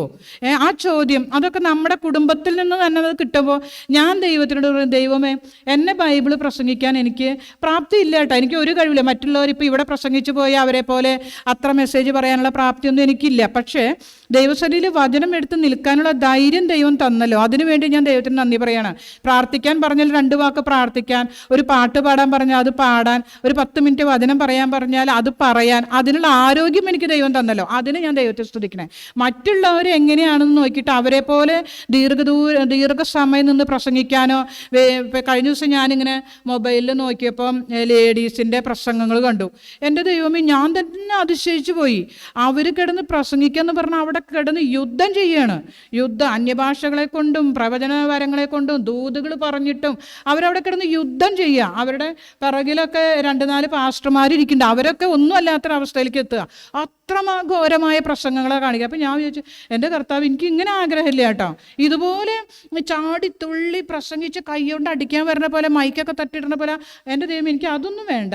പക്ഷെ ഞാൻ വചനം പറയാൻ നിൽക്കുമ്പോൾ തെറ്റുകൂടാതെ വിക്കല് കൂടാതെ അല്പസമയം പറയാനുള്ളൊരു കഴിവ് മാത്രം നീ എനിക്ക് തന്നാൽ മതി, ഞാൻ ദൈവത്തോട് പ്രാർത്ഥിക്കാൻ ഇടവന്നു. കാരണം അത് മറ്റുള്ളവരുടെ മുൻപിൽ ലജ്ജ തോന്നുന്ന വിധത്തിൽ നമ്മൾ പ്രസംഗിക്കലല്ല. നമ്മൾ പറയുന്നത് എന്താണോ അത് നമ്മുടെ ജീവിതത്തിലും മറ്റുള്ളവർക്കും മനസ്സിലാക്കുന്ന രീതിയിൽ വേണം നമ്മൾ വചനം പറയാനായിട്ട്. അപ്പോൾ ഈ മുന്തിരിവള്ളി നമ്മൾ പലപ്പോഴും നമ്മൾ കേട്ടിട്ടുള്ള കാര്യമാണ്. മുന്തിരിവള്ളിയിലെ ഞാൻ മുന്തിരിവള്ളി നിങ്ങൾ കൊമ്പുകളുമാകുന്നു, എന്നിൽ വസിച്ചിട്ടല്ലാതെ നിങ്ങൾക്ക് ഫലം കായ്പാൻ കഴിയില്ല, ഇതൊക്കെ നമ്മൾ പറഞ്ഞ് നമുക്ക് അറിയുന്ന കാര്യങ്ങളാണ്. അപ്പം ഞാൻ ഈ വാക്കെടുത്തത് ഈ സ്ത്രീകളെ സംബന്ധിച്ച് ഈ വനിതാ വിങ്ങിൻ്റെ മീറ്റിംഗ് ആയതുകൊണ്ടാണ് ഞാൻ ഈ വചനം എടുത്തത്. അപ്പോൾ ഈ വനിതകളെ പറ്റിയിട്ട് ബൈബിളിൽ കുറേ കാര്യങ്ങൾ ഇങ്ങനെ പറയുന്നുണ്ട്. ഇതിൽ മർക്കോസ് 5:25 ഒരു സ്ത്രീനെ പറ്റി പറയുന്നുണ്ട്. അപ്പം ആ സ്ത്രീ അത്രയും തനിക്കുള്ളതെല്ലാം വിറ്റും ചികിത്സ ചെയ്തിട്ടും ആ സ്ത്രീക്ക് വിടുതൽ കിട്ടിയില്ല. പക്ഷെ ആ സ്ത്രീ എന്തു ചെയ്തു? ആ സ്ത്രീ യേശു അതുകൂടെ നടന്നു പോകണ്ടെന്ന് കേട്ടപ്പോൾ ആ പുരുഷാരത്തിൻ്റെ ഇടയിലേക്ക് ചെന്ന് യേശുവിൻ്റെ മുൻപിലേക്ക് എന്തായാലും ചെല്ലാൻ പറ്റില്ല, ആ വസ്ത്രത്തിൻ്റെ തൊങ്ങലെങ്കിലും തൊട്ടാൽ എനിക്ക് വിടുതൽ കിട്ടുന്നുള്ള ധൈര്യത്തിൽ അത് ചെയ്തു. അത് ആരാ ചെയ്തേ? ഒരു സ്ത്രീയാണ് കേട്ടോ. ഞാൻ ഇതിൽ സ്ത്രീകളുടെ കാര്യം മാത്രമാണ്, നമ്മൾ ഈ ഇങ്ങനത്തെ ഒരു മീറ്റിംഗ് ആയതുകൊണ്ട് സ്ത്രീകളുടെ കാര്യം മാത്രമാണ് എടുത്ത് പറയണത്. അപ്പോൾ അവൾ അങ്ങനെ ചെയ്താലും കർത്താവ് അറിഞ്ഞു കർത്താവിനെ ആരെ തൊട്ടിട്ടുണ്ട്, വസ്ത്രത്തിൻ്റെ തൊങ്ങൽ തൊട്ടിട്ടുണ്ടെന്ന് മനസ്സിലായപ്പോൾ എന്നിൽ നിന്ന് ശക്തി പുറപ്പെട്ടു എന്ന് പറഞ്ഞപ്പോൾ പുരുഷാരെന്താ പറഞ്ഞത്, ശിഷ്യന്മാരെന്താ പറഞ്ഞത്? ഇത്രയും ജനക്കൂട്ടം തിങ്ങി പോണേൻ്റെ ഇടയിൽ വസ്ത്രം തൊട്ടു അല്ലെങ്കിൽ കർത്താവ് നിന്നെ തൊട്ടു എന്നൊക്കെ പറഞ്ഞു കഴിഞ്ഞാൽ എങ്ങനെ ഇപ്പോൾ അത് കണ്ടുപിടിക്കാൻ പറ്റിയ? പക്ഷെ ദൈവത്തിന് മനസ്സിലായി ആരാ തൊട്ടതെന്ന്. അപ്പോൾ ആ സ്ത്രീയോട് ദൈവം പറയാണ്, നിന്റെ വിശ്വാസം നിന്നെ രക്ഷിച്ചിരിക്കുന്നു. നമ്മൾ ഈ പ്രവർത്തനങ്ങൾ തുടങ്ങുമ്പോൾ നമുക്കൊരു വിശ്വാസം ഉണ്ടല്ലേ, ഇത് ദീർഘനാൾ തലമുറകളായിട്ട് ഇത് മുന്നോട്ട് കൊണ്ടുപോകട്ടെ എന്നായിരിക്കും നമ്മുടെ മനസ്സിൻ്റെ ഒരു ധാരണ അല്ലേ. എൻ്റെ കാലം കഴിഞ്ഞ് എനിക്കൊരു 65-70 വയസ്സാകുമ്പോൾ ഇത് നിർത്തലാക്കണം എന്നല്ലല്ലോ നമ്മൾ ചിന്തിക്കണേ. നമ്മുടെ തലമുറകൾ ഇത് കാണണം. ഇങ്ങനെ PPC മിഷൻ്റെ കീഴിൽ ഇങ്ങനൊരു വനിതാ വിങ് ഉണ്ടായിരുന്നു എന്ന് നമ്മുടെ തലമുറകൾക്ക് മനസ്സിലാവണ രീതിയിലായിരിക്കണം നമ്മളിത് കൊണ്ടുപോകണേ. അപ്പം ആ സ്ത്രീ അവളുടെ വിശ്വാസം അവളെ രക്ഷിക്കട്ടെ എന്ന് പറയുന്നതിനിടയായി തീർന്നു. പിന്നെ മർക്കോസിൻ്റെ 7:24-26 വരെയുള്ള വാക്യങ്ങളിൽ ഒരു മകൾക്ക് വേണ്ടി, ഒരു ചെറിയ ബാലികയ്ക്ക് വേണ്ടിയിട്ട് ഒരു അമ്മ കരയുന്ന ഒരു ചരിത്രം അവിടെ കാണാനുണ്ട്. ആ ചെറിയ കുട്ടി ആയിരിക്കുമ്പോൾ തന്നെ ആ കുട്ടിയുടെ മേലെ പിശാച് ബാധിച്ചിട്ട് ആ കുട്ടിക്ക് വിടുതൽ കിട്ടുന്നതിന് വേണ്ടി ഒരു സ്ത്രീ കരയുന്നത്. അപ്പം ഈ സ്ത്രീ തന്നെയാണ് അവിടെയും, സ്ത്രീകളാണ്. ഈ കുട്ടിക്ക് അപ്പനില്ലേ? ഈ പിന്നെ രക്തസ്രാവമുള്ള സ്ത്രീയുടെ വീട്ടിൽ വേറെ ആണുങ്ങളൊന്നും ഇല്ലേ? ദൈവം യേശുക്രിസ്തു ഇങ്ങനെ പുരുഷാരമായിട്ട് പോകുന്നുണ്ട്, അതിൻ്റെ ഇടയിൽ പോയിട്ട് എൻ്റെ സഹോദരീനെ അല്ലെങ്കിൽ എൻ്റെ ഭാര്യ ആരോ ആവട്ടെ അവരേനെ ഒന്ന് തൊട്ട് സൗഖ്യമാക്കണം എന്ന് പറയാനായിട്ട് ഇവരുടെ വീട്ടിൽ ആണുങ്ങളുണ്ടായിരുന്നില്ലേ? പക്ഷെ ആണുങ്ങളല്ല അവിടെ പോയത്, സ്ത്രീയാണ് വിടുതൽ കിട്ടാൻ വേണ്ടിയിട്ട് സ്ത്രീയാണ് അവിടെ പോയത്. അതുപോലെ ഇവിടെ മകൾക്ക് സൗഖ്യം കിട്ടുന്നതിന് വേണ്ടിയിട്ട് അമ്മയാണ് കരയുന്നത്. അപ്പോൾ സ്ത്രീകളുടെ പങ്കാണ്. ദൈവത്തിനോട് ഏറ്റവും അടുത്ത് നിൽക്കുന്നത് എനിക്ക് തോന്നുന്നു പുരുഷന്മാരെക്കാൾ കൂടുതൽ സ്ത്രീകളാണ് അവരുടെ ആവശ്യങ്ങളുമായിട്ട് ദൈവസന്നിധിയിലേക്ക് വരുന്നത്. ആ മകൾക്ക് വേണ്ടിയിട്ട് കരയുന്നൊരു സ്ത്രീ, ഭൂതം ബാധിച്ച മകൾക്ക് വേണ്ടിയിട്ട് കരയുന്നത് ഒരു സ്ത്രീയാണ്. അതുപോലെ മർക്കോസ് 12:42 ഒരു വാക്യം പറയുന്നുണ്ട്, ദരിദ്രയായ വിധവയെ കുറിച്ച്. ആ വിധവ ഇട്ടത് എന്താ? എല്ലാവരും വഴിപാട് കൊണ്ടിടുമ്പോൾ വിധവ കൊണ്ടിട്ടത് 2 കാശാണ് അല്ലേ. അവിടെ എത്രയോ പിശുക്കന്മാരായിട്ടുള്ള ആണുങ്ങൾ ഉണ്ടായിരുന്നുണ്ടാവും അല്ലേ. ആണുങ്ങൾ ചിലപ്പോൾ 5 റുപ്യ 2 റുപ്യ ഒക്കെ ഇട്ടിട്ടുണ്ടാവും. പക്ഷെ കർത്താവ് നോക്കിയത് ആരേനെയായിരുന്നു? ആ വിധവ തനിക്കുള്ളത് മുഴുവനായിട്ടാണ് അവിടെ കൊണ്ടിട്ടെ. അവിടെയും കർത്താവ് മുൻതൂക്കം കൊടുക്കുന്നത് സ്ത്രീകൾക്ക് വേണ്ടിയിട്ടാണ്. അതുപോലെ 14:3 ഒരു വെൺകൽ ഭരണി സ്വച്ഛ ജഡമാംസി തൈലം, അതാരാ കൊണ്ടുവന്നത്? ഒരു സ്ത്രീ ആയിരുന്നു അല്ലേ. അപ്പം ആ സ്ത്രീക്കാണ് ആ കർത്താവിൻ്റെ കാലിൽ അത് ഒഴിക്കണം, മുടി കൊണ്ട് തുവർത്തണം, കർത്താവിന് അങ്ങനെ ഒരു സേവനം ചെയ്യണമെന്ന് ഉദ്ദേശിച്ചതൊരു സ്ത്രീ ആയിരുന്നു. അപ്പോൾ സ്ത്രീകൾക്ക് ബൈബിളിൽ വളരെ പ്രാധാന്യം കൊടുക്കുന്നുണ്ട്. മറ്റൊരു കാര്യം പറയുന്നുണ്ട് 7:13 ലൂക്കോസ് 7:13 ഒരു കഥ പറയുന്നുണ്ട്. ഒരു വിധവയായ സ്ത്രീക്ക് ഒരു മകനുണ്ടായിരുന്നു. ആ മകൻ പെട്ടെന്ന് മരിച്ചു പോയിട്ട് ആ ശവമഞ്ചും ആയിട്ട് ഇങ്ങനെ പോയിക്കൊണ്ടിരിക്കുകയായിരുന്നു. ഇങ്ങനെ പോയിക്കൊണ്ടിരിക്കുമ്പോൾ യേശു അതിൽ പോകുമ്പോൾ ഈ സ്ത്രീ കരയുന്നത് കണ്ടിട്ട് എന്താണെന്ന് നോക്കി ശവമഞ്ചം തൊട്ടു, ആ മകന് സൗഖ്യം കൊടുത്തു. അവിടെ ആരാ കരയണേ? ഈ കുട്ടിയുടെ അപ്പനില്ല, അപ്പൻ മരിച്ചു. വിധവയാന്ന് പറയുമ്പോൾ അപ്പനില്ല എന്നർത്ഥം. പക്ഷെ അവിടെ കരഞ്ഞത് ആരായിരുന്നു? സ്ത്രീ ആയിരുന്നു. അപ്പോൾ ഈ സ്ത്രീകൾ നമ്മുടെ ദൈവത്തിനോട് ഏറ്റവും എനിക്ക് തോന്നുന്നു പുരുഷന്മാരെ പറയുന്നതിനേക്കാൾ കൂടുതൽ സ്ത്രീകളെ പറ്റിയിട്ടാണ് ബൈബിളിൽ പറയുന്നത്. ഇതിപ്പോൾ ഒരു മർക്കോസിൻ്റെ ആ സുവിശേഷം ഇങ്ങനെ എടുത്തു നോക്കിയപ്പോൾ അതൊന്നും എനിക്കിപ്പോൾ ഇവിടെ ഇരുന്നിട്ട് കിട്ടിയതാണ് കേട്ടോ. ഈ കാര്യങ്ങളൊക്കെ ഇത്രയും കാര്യങ്ങൾ സ്ത്രീകളെ മാത്രം എടുത്ത് പറയുന്നു. അപ്പോൾ ഈ സ്ത്രീകളുടെ വിങ് എന്തായാലും നമുക്ക് വിജയിക്കുക തന്നെ ചെയ്യും. കർത്താവിനോട് പുരുഷന്മാരെക്കാൾ കൂടുതൽ അടുത്ത് നിൽക്കുന്നത് എനിക്ക് തോന്നുന്നു സ്ത്രീകളാണെന്ന്. പുരുഷന്മാർക്ക് ദേഷ്യം വരാനല്ല, ഞാനിപ്പോൾ ഈ എടുത്ത ഒരു ഭാഗത്തിൽ ഇത്രയും ഭാഗം കണ്ടത് സ്ത്രീകളുടെ വിഷയങ്ങൾ മാത്രമായതുകൊണ്ടാണ് ഞാനത് പറഞ്ഞത്. അത് ആ മകന് അവിടെ സൗഖ്യം കൊടുത്തു. അപ്പം നമ്മൾ കർത്താവിനോട് ചേർന്ന് ഇരുന്നാൽ മാത്രമേ നമുക്ക് ഈ വിടുതൽ കിട്ടുള്ളൂ. ഈ സ്ത്രീകൾക്കൊക്കെ അറിയായിരുന്നു ദൈവത്തിൻ്റെ അടുത്ത് ചെന്നാൽ ഞങ്ങൾക്ക് വിടുതലുണ്ട്, അല്ലെങ്കിൽ ദൈവം പരിശുദ്ധനായ ദൈവമാണ്. അപ്പോൾ ആ ദൈവത്തിൻ്റെ മുൻപിൽ ഞാൻ ഏറ്റവും വില കൂടിയ ഭരണി തൈലം കൊണ്ട് ഞാൻ അവിടെ കാൽ കഴുകിയതുകൊണ്ട് എനിക്കൊരു നഷ്ടം വരില്ല, അത് എനിക്ക് ദൈവത്തിന് പ്രസാദം ആവുള്ളൂ എന്നൊക്കെ അവൾ ചിന്തിച്ചത് കൊണ്ട് അവൾ അങ്ങനെ ചെയ്തു അല്ലേ. അപ്പോൾ ഏറ്റവും ദുഷ്ടനായ യൂദ അവിടെ പറയുന്നുണ്ട്, ഇത് ഈ വെറും ചെലവ് എന്തിനാന്ന് ചോദിക്കുന്നത്. എന്നാൽ അവരാരെങ്കിലും ചെയ്തു? അവർ യേശുവിൻ്റെ കൂടെ അത്രയും സമയം നടന്നിട്ട് അവസാനം എന്താ ചെയ്തത്? ഒറ്റ കൊടുക്കുക ചെയ്തത് അല്ലേ, ഒറ്റ കൊടുക്കുക. അപ്പം നമ്മുടെ കൂട്ടത്തിൽ നമ്മൾ വിചാരിക്കും നമുക്ക് എല്ലാമാണ്, ഇവരെൻ്റെ എല്ലാമാണെന്നൊക്കെ നമ്മൾ ചിന്തിച്ചുകൊണ്ട് നടക്കും. പക്ഷെ ഒന്നും അല്ലെന്ന് നമുക്ക് ഓരോ സന്ദർഭങ്ങൾ നമ്മുടെ ജീവിതത്തിൽ വരുമ്പോൾ നമുക്ക് മനസ്സിലാവും ഒന്നും അല്ലെന്ന്. നമ്മൾ ദൈവത്തിനോട് എത്രയും അടുത്തിരുന്നോ എങ്കിൽ മാത്രമേ ദൈവം നമ്മളോട് അടുത്തിരുന്നു. നാം യഹോവയോട് അടുക്കുമ്പോൾ യഹോവ നമ്മളോട് അടുക്കും. എങ്കിൽ മാത്രമേ, അതാണ് കൊമ്പിൻ്റെ കാര്യം, മുന്തിരിവള്ളിയുടെ കാര്യമൊക്കെ അവിടെ പറയുന്നത്.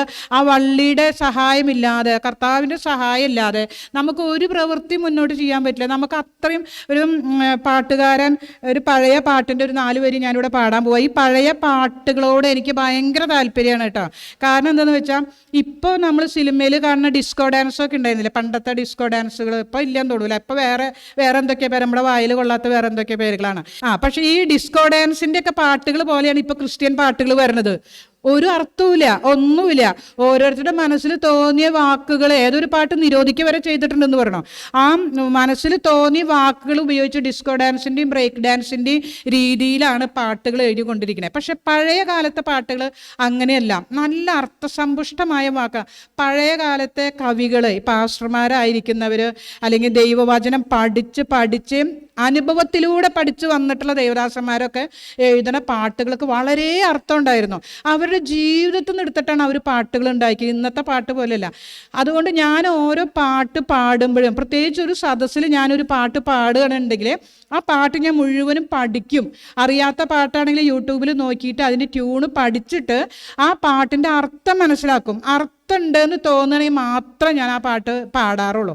അപ്പോൾ അതുപോലത്തെ ഒരു 4 വരി പാട്ട് ഞാൻ ഇവിടെ പാടട്ടെ. അതൊരു ബന്ധത്തിനെ കുറിച്ചുള്ളൊരു പാട്ടാണ്.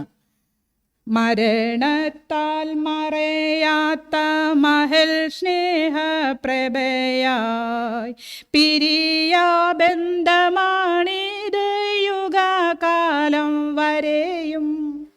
പിരിയാ ബന്ധമാണിത്, പിരിയാ ബന്ധമാണിത്, പിരിയാ ബന്ധമാണിത് യുഗകാലം വരെയും. ആ പാട്ടിൻ്റെ അർത്ഥം എന്താ? പിരിയാത്തൊരു ബന്ധം. അതുണ്ടെങ്കിൽ എന്താണ് പിരിയാത്ത ബന്ധം?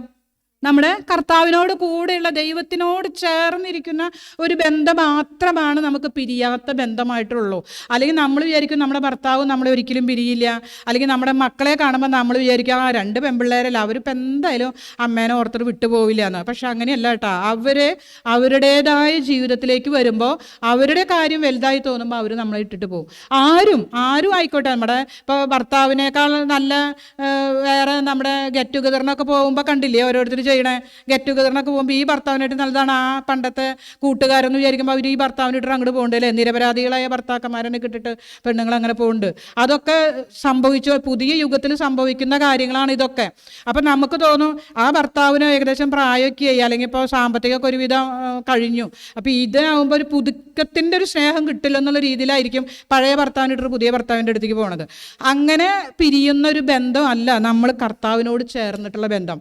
കർത്താവിനോട് പിരിയാ ബന്ധമാണിത്. അതൊരിക്കലും നമുക്ക് പിരിയാൻ പറ്റൂല. ഇനിയിപ്പോൾ അഥവാ നമ്മൾ പിരിയാന്ന് വിചാരിച്ചാൽ നമ്മൾ ദൈവത്തെ ആത്മാർത്ഥമായിട്ട് സ്നേഹിച്ച സ്നേഹത്തിൻ്റെ അളവ് നിമിത്തം ദൈവം നമ്മളെ സ്നേഹിക്കും. ഒരിക്കലും നമ്മൾ പിരിഞ്ഞു പോകില്ല. എത്ര പ്രശ്നങ്ങളോ പ്രയാസങ്ങളോ എന്തെങ്കിലും ബുദ്ധിമുട്ടുകളോ ഒക്കെ നമ്മുടെ ജീവിതത്തിൽ വന്നാലും നമ്മളെ പിരിയാത്തൊരു ബന്ധം ഉണ്ടെങ്കിൽ കർത്താവായ യേശുവിനോട് കൂടെയുള്ള നമ്മുടെ ജീവിതം മാത്രമാണ്.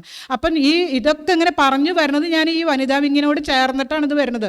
അപ്പം നിങ്ങൾ മുൻപിൽ കാണേണ്ടത് PPC മിഷനെ ഹെഡാക്കി വെക്കണമെന്നോ അല്ലെങ്കിൽ ആ ഷാജി ബ്രദർ പറയണത് പോലെ തന്നെ പോകണമെന്നോ ഒന്നുമല്ല ഇതിൻ്റെ അർത്ഥം. നമ്മൾ ദൈവത്തെ മുൻനിർത്തിക്കൊണ്ട് ഈ വനിതാ വിങ്ങിനെ മുന്നോട്ട് കൊണ്ടുപോകുവാൻ സഹായിക്കണം. കൂടുതൽ കൂടുതൽ ദൈവത്തോട് അടുത്ത് ചേരണം. ഇതിനെ പുതിയ ഇപ്പം നമ്മൾ ബൈബിൾ സ്റ്റഡി തുടങ്ങി, പിന്നെ ഈ ഗൂഗിൾ മീറ്റ് ഉണ്ട്, ഓരോരോ കാര്യങ്ങൾ. ഇപ്പോൾ PPC മിഷൻ്റെ കൂട്ടത്തിൽ നമ്മൾ പുറത്ത് പോയിട്ട് ദൈവവചനം ഘോഷിക്കുന്നു, അങ്ങനെ പല കാര്യങ്ങൾ നമ്മൾ ചെയ്യുന്നുണ്ട്. പുതിയതായിട്ട് നമ്മൾ ചെയ്യണം. നമ്മൾ തന്നെ സ്ത്രീകൾ നമ്മുടെ ദേശത്ത് നമ്മൾ നടക്കാൻ ഉദ്ദേശിക്കുന്നുണ്ടോ? നമ്മുടെ ഇപ്പോൾ ഈ കൂട്ടത്തിലുള്ള ആരെങ്കിലും നമ്മുടെ ചുറ്റുവട്ടത്തുള്ള വീടുകളിൽ പോയിട്ട് ഒരു ട്രാക്റ്റ് കൊടുക്കാൻ നമുക്ക് ആർക്കെങ്കിലും കഴിയുണ്ടോ? ഞാൻ പറയുകയാണെങ്കിൽ ഇനി നമ്മൾ അത് ചെയ്യണം. നമ്മൾ ഈ വനിതാ വിങ്ങിലുള്ളവർ ആഴ്ചയിൽ ഒരു ദിവസം നോക്കിയിട്ട് എല്ലാവരുടെയും സൗകര്യം നോക്കിയിട്ട് ഒരു 10 ട്രാക്റ്റ് കൈപിടിച്ച് നമ്മുടെ ഈ പരിസരങ്ങളിൽ ഉള്ള വീടുകളിൽ വചനം കേൾക്കാൻ ആഗ്രഹിക്കുന്ന വീട്ടുകാരൊക്കെ ഉണ്ടായിരിക്കും. അല്ലെങ്കിൽ വചനം കേട്ടിട്ട് അല്ലെങ്കിൽ ഒരു ട്രാക്റ്റ് കിട്ടി അത് വായിക്കണം, നമ്മൾ അവിടെ ചെന്നിട്ടൊന്ന് പ്രാർത്ഥിക്കണം, അങ്ങനെയൊക്കെ ചിന്തിക്കുന്ന വീട്ടുകാരൊക്കെ ഉണ്ടായിരിക്കും. രോഗികളായിട്ട് കിടക്കുന്നവരുണ്ടായിരിക്കും, നമ്മളൊന്ന് വന്ന് പ്രാർത്ഥിച്ചിരുന്നെങ്കിൽ എന്ന് ചിന്തിക്കുന്നവരൊക്കെ ഉണ്ടായിരിക്കും. അപ്പം നമ്മൾ അതും കൂടെ ചെയ്യണമെന്ന് ഞാൻ പറയണേ. എങ്കിലാണ് നമ്മുടെ വനിതാ വിങ്ങിൻ്റെ ഈ പ്രവർത്തനം ഒന്നുകൂടെ ശക്തമാവുള്ളൂ. അപ്പോൾ എന്തായാലും ഇത് ഇത്രയും വർഷം, ഈ 8 വർഷം കഴിഞ്ഞ് 9ാം വർഷത്തിലേക്ക് എത്താൻ നമ്മുടെ ദൈവം നമ്മളെ സഹായിച്ചു. ഇനിയും നമ്മൾ കൂടുതൽ ശക്തിയോടെ മുന്നോട്ട് പോകണം. അതിനുള്ള എല്ലാ അനുഗ്രഹങ്ങളും ദൈവം ധാരാളമായിട്ട് നൽകട്ടെ. ഈ സമയം തന്ന PPC മിഷൻ്റെ ഷാജി ബ്രദറിനോട് ഈ ടീമിനോടെല്ലാം എൻ്റെ നന്ദി ദൈവനാമത്തിൽ അറിയിച്ചുകൊണ്ട് എൻ്റെ വചനത്തിൽ നിന്നിരുന്നു കൊള്ളുന്നു.